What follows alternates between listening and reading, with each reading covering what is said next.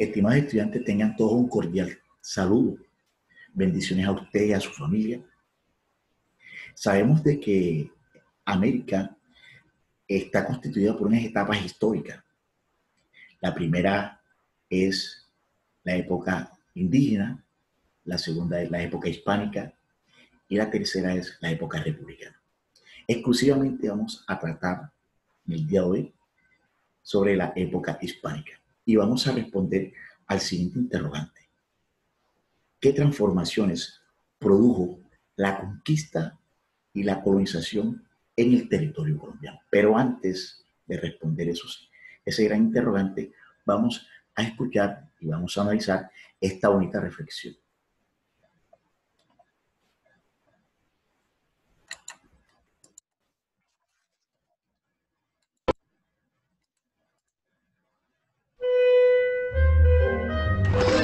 Buenos días, Chili.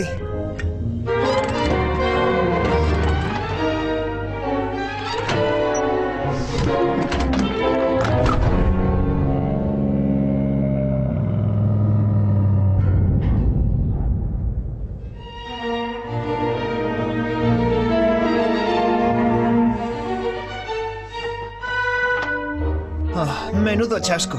Sabía que este día iba a llegar. Nos vemos luego, Chili. Voy a tomar el aire.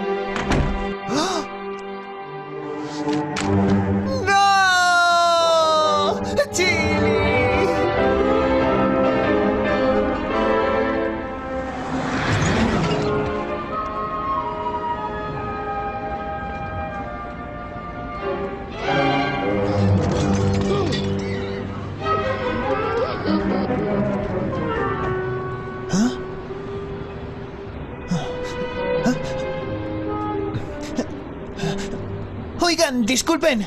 ¿Han visto a mi amigo?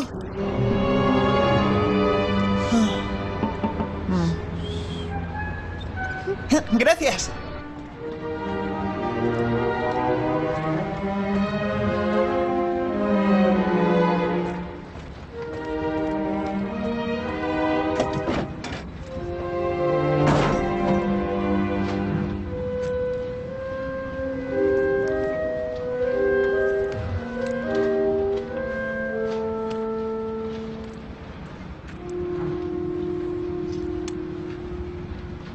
Chili, ¿qué estás haciendo? ¿Qué? ¿Esto? ¿Qué pasa con esto? No, nunca pensaría en reemplazarte. ¿Lo ves?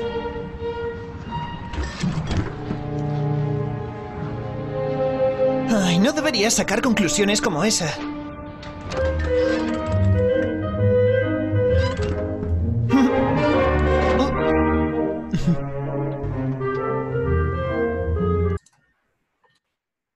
Bien, estimados estudiantes, la reflexión en el día de hoy nos invita, dice que un verdadero amigo es alguien que te conoce tal como eres, comprende dónde has estado, te acompaña en tus logros y tus fracasos, celebra tus alegrías, comparte tu dolor y jamás te juzga por tus errores. Entonces es importante tenerlo en cuenta con relación al verdadero amigo.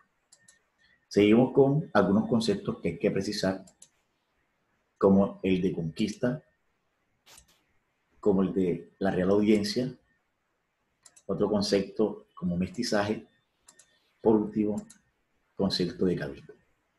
Precisemos entonces el concepto, tomemos el puntero, precisemos entonces el concepto de conquista. Las conquistas fueron operaciones prácticamente militares, donde se utilizaba la fuerza para extraer y saquear todo lo que tiene que ver con la materia prima, lo que tiene que ver con metales preciosos, y esto lo llevaban al epicentro, lo llevaban directamente a la metrópolis, el caso de España. España acumulando tanta riqueza, pues se convirtió en una gran potencia. Entonces es importante señalar el aspecto este de la conquista. Detrás de la conquista se movió mucho dinero, mucho capital, porque entre esas entidades fueron entidades privadas que establecían campañas después del gran descubrimiento de Colón, y pues se expandió Europa en todo el continente. Otro concepto que hay que tener en cuenta es la Real Audiencia. La Real Audiencia pues fue un máximo órgano de justicia en América, quien vigilaba a aquellas personas que incumplían la ley. Decía también ante los aspectos económicos para determinar precios de tierra, el tema de la encomienda, y lo más importante de la Real Audiencia es que velaba por los intereses de los indígenas. Otro aspecto que hay que tener en cuenta es sobre el mestizaje. Mestizaje pues es la mezcla entre etnias. Un ejemplo de esto tenemos el español con el indígena, que como resultado mestizo, el español con negro como resultado mulato, y el negro con indígena pues como resultado samo. Los cabildos, es algo importante señalar dentro de los cabildos, porque eran consejos integrados por grupos de personas importantes, generalmente personas con propiedades, exclusivamente con terratenientes. Generalmente los cabildos eran los vecinos, los que hacían parte de las ciudades, a los territorios importantes. ¿Eh? Y además de eso, los cabildos, quienes pertenecían a estos grandes consejos, eran los criollos y españoles, quienes decidían. Seguidamente, hay que señalar otro aspecto, y es el interrogante que quería manifestarle para dar respuesta. Entonces, dice la pregunta: ¿qué transformaciones produjo la conquista y colonización en Colombia? Hay que mirar tres aspectos. Primer aspecto, hay que partir de que la conquista se da entre 1498 a 1524. Es una etapa donde eh, eh, se dan muchas exploraciones, donde se utiliza la fuerza para llevarse todo lo que es material precioso, someter a los indígenas, a los esclavos, eh, en condiciones de esclavos, claro está. Luego se va configurando ese concepto de conquista a colonialismo entre 1524 y 1540, y es la etapa donde realmente ya empiezan a ocupar el territorio, a imponer un sistema, a unas instituciones para generar un control y un dominio sobre ese territorio, y al mismo tiempo va a ser explotado. Eso va a generar obviamente un asentamiento de pueblos y ciudades con un estilo totalmente europeo. ¿Cuáles fueron esos conquistadores? El primer conquistador que podemos destacar en este momento fue Alonso Ojeda, que fue un navegante, gobernador, un conquistador español. Pues él recorrió todo el Caribe y le dio el nombre a Venezuela. Además de eso, hizo muchos viajes desde la península de La Guajira hasta el Golfo de Urabá. Rodrigo de Bastida, entre 1400, fue prácticamente un adelantado conquistador español. Exploró todo el litoral del Atlántico, en la península de Guajira, el Golfo Urabá, el Istmo y el río Magdalena.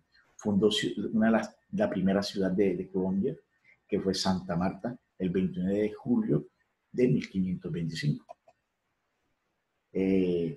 Otro conquistador que podemos destacar es Pedro Heredia, quien fue el fundador de Cartagena el 1 de junio de 1533, que se introduce en la bahía de Cartagena, en Calamar, que era el sinónimo que era cangrejo, que significaba cangrejo, que prácticamente le entra el territorio y somete a los indígenas. Utiliza también una intérprete que es la India Catalina y le ayuda en su ruta de conquista y logra pues fundar a Cartagena. Tenemos también Gonzalo Jiménez Quesada, pues este abogado avanzado, conquistador muy preparado, quien fundó prácticamente a Santa Fe Bogotá, hoy por hoy capital de Colombia. Las rutas de conquista hay que tener muy en cuenta que se dieron desde afuera y hacia adentro. De la costa caribe partimos de Alonso Ojeda, que cubre toda la parte del Caribe, atraviesa todo lo que es la península Guajira y llega hasta el Golfo Urabá. Es decir, ese entrante importante que corresponde al Mar Caribe. Otro aspecto importante que hay que señalar fue Vasco Núñez Balboa, que prácticamente ocupa la parte del Darién y identifica el Gran Océano del Pacífico. Otra conquista que hay que tener en cuenta desde el interior es Gonzalo Jiménez de Quesada.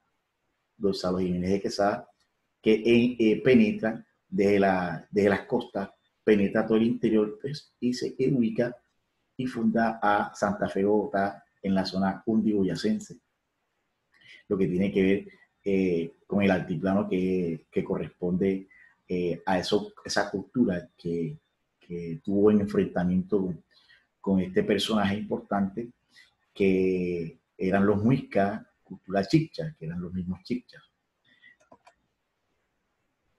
¿Quiénes gobiernan los territorios? Desde España, pues el rey con sus dos organismos, como es el Consejo de India y la Casa de Contrataciones, pero exclusivamente en el caso de América, el virrey, quien era el representante rey y tenía un control sobre todo el territorio y tenía un poder jurídico, político y administrativo, y manejaba incluso hasta las normas, la justicia, en fin. Pero hay un organismo importante que es la Real Audiencia, que es un tribunal de justicia, pues que esta Real Audiencia, como máximo órgano, vigilaba a aquellas personas que incumplían la norma. Y además de eso, pues fiscalizaba todo lo que las labores que hacía incluso el virrey y los gobernantes. Además de esto, velaba por los intereses de los indígenas.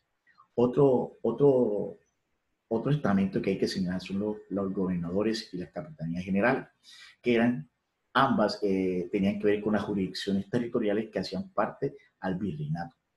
Entonces, como el virreinato era una jurisdicción territorial, obviamente que estos territorios también hacían parte de este gran virreinato. Uno de los virreinatos que podemos destacar fue el de México, sobre la ruina de los aztecas. Otro virreinato es del Perú. Otro virreinato que hay que destacar es de Nueva Granada. Y por último, ese virreinato importante que hay que señalar que es el de Nueva Granada, el caso de Colombia, pues que fue importante señalar y que además de esto, estos gobernadores actuaban y tenían autoridad y dominio sobre su territorio. Es un ejemplo sencillo, es como hablar hoy de Departamento Bolívar, quien lo administra es el gobernador, hablar hoy de la jurisdicción territorial del caso de los municipios como los alcaldes. Era lo que generalmente desarrollaban estos organismos, estas entidades, estas autoridades, digamos así. Además de eso, pues los regidores, que eran funcionarios a nivel provincial, algo más pequeño, pues, y los cabildos, que eran los consejos, juntas locales, que tenían un predominio y tomaban decisiones porque quienes hacían parte a ese cabildo eran personas que económicamente estaban bien, prácticamente contaban con buenos recursos, eran dueños de tierra, se dedicaban al comercio y generalmente quienes pertenecían a este ente, a este estamento, pues, o a esta institución, pues eran los españoles y criollos. Ahora bien, ¿en qué consistieron las actividades económicas de Nueva Granada? Estas actividades económicas fueron fundamentales con el fin de seguir acumulando riqueza y seguir fortaleciendo la economía de España. Entonces se establecieron unas instituciones como la encomienda, la mitad, el resguardo y la esclavitud. Hablemos un poco sobre la encomienda. La encomienda, pues, se la adjudicaba a un grupo de indígenas, al señor encomendero, pues estos indígenas trabajaban para él prácticamente con un sentido feudal. Trabajaban para este señor encomendero, el señor encomendero a cambio de esto le ofrecía protección y al mismo tiempo evangelización, es decir, los educaba. Dentro de estas instituciones también existieron otras instituciones donde los indígenas trabajaban y los movilizaban de un lugar a otro en lo que tenían que ver con la agricultura y la extracción de materia prima, el caso del oro. Pero, ¿qué pasa con estos indígenas? No soportaron la intensidad de trabajo y prácticamente era muy difícil el trabajo que hacían los indígenas, por lo tanto, fue reemplazado la mano de obra indígena por mano de obra esclava. Estos esclavos que fueron sometidos se ubicaban en Senegal, Sierra Leona, Congo y Angola. Estos esclavos en grandes embarcaciones eran traídos a América y un puerto importante como era Cartagena, donde se daban la compra y venta de esclavos, pero esto también generó otro tipo de actividades de ilegalidad, como el contrabando, donde generalmente el contrabando evadía impuestos y de esta forma pues se compraban de manera ilegal a estos negros. Aunque sabíamos de que los negros, comprar negro en su momento, estoy hablando del siglo XVI y XVII, comprar negro era algo legal y quien tenía negro y tenía esclavo pues tenía mucho capital. Y era utilizado obviamente para extracción de materia prima, para las actividades agrícolas, para los hacendados de caña, los trapiques, etcétera, etcétera, etcétera. ¿Cómo estaba clasificada la sociedad de Nueva Granada? Pues, observamos de que, según la pirámide, observamos que la Nueva Granada está conformada en la cima por los españoles ibéricos, los criollos, que eran hijos de españoles nacidos en América, los mestizos en todas sus mezclas y conformación de mestizaje, los indios y los esclavos. Podríamos señalar de que los que generalmente se encontraban encima eran la minoría, la mayoría generalmente era gente afro o africana, que era en su mayoría la mano de obra más fuerte y más trabajadora. Dentro de esas sociedades podemos resaltar la mujer en la sociedad de la Nueva Granada, que su condición pues permitió a la mujer, y fue una mujer que prácticamente fue limitada en el ámbito de esta sociedad, no gozaba de libertades, la sociedad colonial era diferencial y excluyente, pues alejaba a las mujeres de las aulas y enfocaba principalmente en las labores maternales y matrimoniales. En ese tiempo ser soltera prácticamente era una desgracia para la familia. En este caso, la mujer no elegía su futuro esposo, sino que los padres de familia intervenían en la decisión de la mujer. Realmente la mujer no tenía autoridad, no tenía autonomía, no tenía decisión propia, sino en este caso sus padres, quienes tomaban la decisión en el caso del hombre. En el caso de las mujeres mestizas, se dedicaban exclusivamente a las labores de casa, se dedicaban al comercio, a trabajar, eran costureras, servían. Usualmente su matrimonio era de sentimientos y ellas sí tenían ese linaje de amor. La educación para estas mujeres se dedicaba exclusivamente, la educación exclusivamente era el catecismo, eran evangelizadas. El caso de las africanas, estaban dedicadas a la mano de obra, a la agricultura, al trabajo, a la servidumbre, al trabajo de los hacendados. Prácticamente eran lavanderas y también eran utilizadas como objeto sexual y uso del blanco, y siempre tenían que estar sometidas bajo el dominio y el poder de los amos. Finalmente terminó con esto, pues brevemente, y pasó entonces a la guía integradora. La guía integradora, estimados estudiantes, lo podemos observar, la asignó el 22 y la fecha de entrega es el 5 de agosto. 5 de agosto. Entonces, esta guía integradora es importante que la tengamos en cuenta. ¿Qué aspecto vamos a trabajar?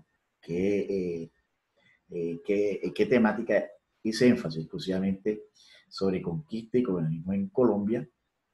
Estas etapas del indicador del saber y del hacer se encuentran constituidas por unas actividades que tienen que ver con la página 128 y 129, donde vas a realmente a desarrollar, vas a identificar algunos eventos relacionados con la conquista en el interior, en el exterior y interior de Colombia, que se dio en su momento, y vas a colocar en esos espacios, vas a colocar los acontecimientos que se dieron.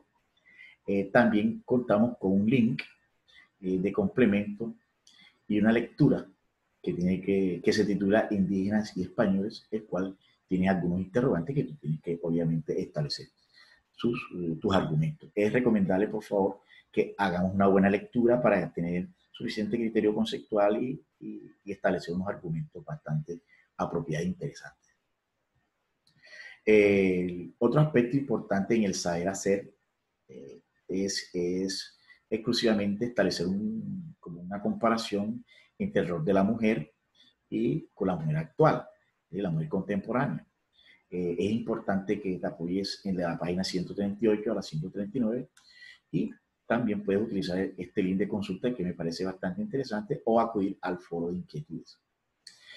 También otro aspecto que me gustaría que tuvieses en cuenta es una breve reflexión sobre la influencia de la ilustración. Sabemos que la ilustración fue un movimiento intelectual que generó un cambio de estructura porque surgieron muchas ideas que generaron movimientos revolucionarios y generaron en las colonias un proceso de independencia.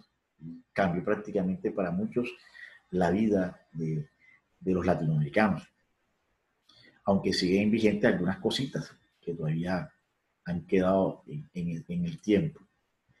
Pues la otra parte es el trabajo cooperado. Vamos a construir aquí un mapa conceptual.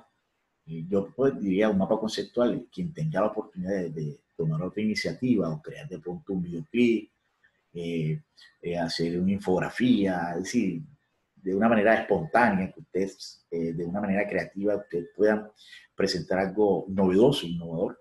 Yo les coloco aquí el mapa conceptual, algo muy básico. Ustedes pueden utilizar la aplicación necesaria para elaborar ese mapa conceptual o pueden utilizar otro medio, como les decía, pueden utilizar un videoclip, pueden emplear una infografía y con ayuda del grupo cooperado y del acompañamiento de sus papás, pues pueden hacer algo bastante interesante, bastante productivo. ¿Sobre cuál es el tema? El tema esencialmente tiene que ver con la rebelión de los comuneros. Aquí está la página 150 a la 153 y aquí está el link para ampliar más la información. Ahora, con la guía de aprendizaje. La guía de aprendizaje, pues, estos son los puntos a desarrollar. Fíjense, el primer punto, ya sabemos que hay que entregarle el 5 de agosto, ¿verdad? El 5 de agosto hay que entregar esta actividad integradora de aprendizaje. Fíjense que la actividad que corresponde es completar estos cuadros donde se identifiquen los eventos importantes de la conquista del territorio colombiano. Puedes apoyarte en la página 128 a la 129 y vas a completar qué acontecimiento se dio, qué hizo Alonso Ojeda, qué hizo Vasco Núñez Balboa, qué hizo Quesada, en fin, es decir, los aspectos relevantes y puntuales que se dieron en ese periodo. Luego vas a escribir un breve relato, que sea un relato, que no sea una interpretación de la gráfica, que no sea una descripción de la gráfica. En ningún momento te estoy pidiendo que me interpretes o me describa la imagen. Te estoy pidiendo es que me elabores un relato donde destaque las principales actividades de la sociedad en la época colonial. Es decir, qué actividades desarrollaban las sociedades en la época colonial. Es decir, cuál era la relación de la mujer, cuál era la relación de los mestizos, de los criollos, de los españoles, y hacer como una caracterización puntual, o una caracterización, sí, bien bonita, bien interesante, donde usted empiece como a hacer un relato bastante productivo, un relato, no una interpretación, una descripción de la imagen, no, eso no, sino un relato, que sea un relato como si usted estuviese echando como un cuento histórico, pero sin desvirtuar las realidades, no dejando de un lado la realidad. Es decir, hay que, dentro de ese relato, usted va a ir evidenciando lo que sucedió en esa época de la Nueva Granada. Otra actividad importante que es este cuadro. Este cuadro van a completarlo teniendo en cuenta el rol de la mujer. Aspectos como vestimenta, educación, trabajo, entretenimiento. La mujer colonial en aquel entonces no gozaba de muchas libertades, mientras que la mujer actual sí goza de muchas libertades, tiene posibilidades de ocupar puestos públicos, puede ser elegida. En aquella época, en la época colonial, las mujeres no podían ser elegidas, no tenían ni voto, no podían tomar decisiones, tenían que siempre estar sumisas y se empleaban muchas veces como objeto sexual o doméstico. Entonces, fíjense la gran diferencia entre la mujer de la época colonial con la mujer actual. Finalmente, pues, dice, con el apoyo del texto ya, páginas 146 y 149, construye un breve argumento sobre la influencia de la ilustración en la Nueva Granada. Eso está en el texto guía, usted hace la lectura y va a escribir puntualmente esa influencia. Dice, y la última pregunta dice, en grupo cooperado diseña un mapa conceptual sobre el tema de la rebelión de los comuneros. Importante apoyarse en el texto guía, página 150, 150 y el link. O aquí en este trabajo cooperado, usted si va a hacer el mapa conceptual, debe ser el mismo mapa conceptual de todo el grupo. O sea, me vas a colocar allí en la guía de aprendizaje, me vas a colocar el mismo mapa conceptual de todos. O sea, vas a repetir el mapa conceptual que diseñaron todos, vas a colocarlo allí. O si tomaste una decisión y en grupo decidieron hacer un videoclip, o si decidieron hacer una infografía o una línea de tiempo o algo atractivo, algo que sea de manera espontánea, y ustedes quisieran, no, profesor Víctor, nosotros queremos hacer el mapa conceptual, queremos hacer un videoclip sobre qué sucedió en la rebelión de los comuneros. Ese videoclip va a durar 4 o 5 minutos, profe, vamos a hablar sobre las causas y consecuencias. O de no, profe, vamos a hacer una infografía, o profe, vamos a hacer una línea de tiempo sobre los acontecimientos más importantes, o profe, vamos a hacer un video donde se expresen imágenes y nosotros vamos narrando. Es decir, realmente este punto del trabajo cooperado es fundamental, porque aquí voy a resaltar unos valores, unas valoraciones que va a ser muy positivas para el promedio de los resultados finales en el segundo periodo. Entonces es importante que le metan el hombro y le metan las ganas a esa actividad cooperada.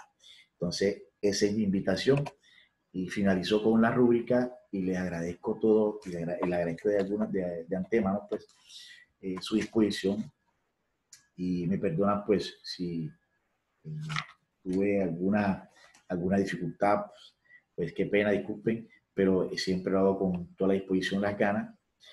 Pues nos volvemos a encontrar pues en Encuentro Sincrónico, y estoy atento a cualquier inquietud o duda o interrogante en los Encuentros Sincrónicos, para ir precisando y matizando y profundizando.